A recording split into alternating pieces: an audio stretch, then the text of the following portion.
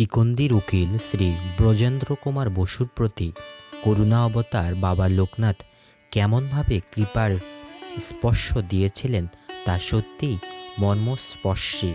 উৎকট শূল ব্যাধিতে বহুদিন থেকেই ব্রজেন্দ্র মহাশয় বড়ই কাতর। এই ব্যাধিকে কেন্দ্র করেই নেমে আসে মহাপুরুষের কৃপা তার আধারে। তিনি গেছেন মহাপুরুষ দর্শনে, গিয়ে দেখেন বারদের আশ্রমে পুণ্যকুটির অভ্যন্তরে বৈদিক যুগের ঋষি জটাজট মণ্ডিত এক মূর্তি বসে আছেন। তার মুখ নিঃসৃত বাণী শ্রবণ করার জন্য বহু ভক্ত তাকে বেষ্টনী করে বসে আছেন। এমন সাক্ষাৎ ভগবান দর্শনে তার অন্তর আনন্দে ভরে যায়। কিন্তু সেই আনন্দের সেট টেনে শরীরের বহুদিনের শূলব্যাধি তাকে কাহিল করে ফেলে। এত কষ্ট যেন আর সহ্য করতে পারেন না।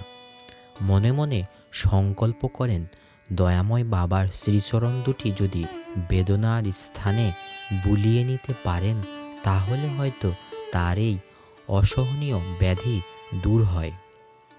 তার মনের মধ্যে এই ভাবের উদয় হবার সঙ্গে সঙ্গেই অন্তর্যামী ভগবান চঞ্চল হয়ে ওঠেন। প্রকাশিত হয় ভক্ত ভগবানের মধুর লীলা। বাবা বলে ওঠেন, ওরে রে, আমার পাটা বড় ঝিঝি ধরেছে রে, কেউ একটু টিপে দে। এমন সুবর্ণ সুযোগের অপেক্ষায় বসেছিলেন ব্রজেন্দ্র মহাশয়। তার বুঝতে অসুবিধা হয় না এ কেবল ভক্ত বৎসল ভগবানের করুণা লীলা। ছুটে গিয়ে সর্বাগ্রে তিনি বাবার প্রসারিত পা দুটি সর্বশক্তি দিয়ে টিপে ধরেন এবং একই সঙ্গে তার বেদনার স্থানটিতে বুলিয়ে নেন। বহুদিনের দুরারোগ্য শূল বেদনা ওই মুহূর্তেই অন্তর্হিত হয়।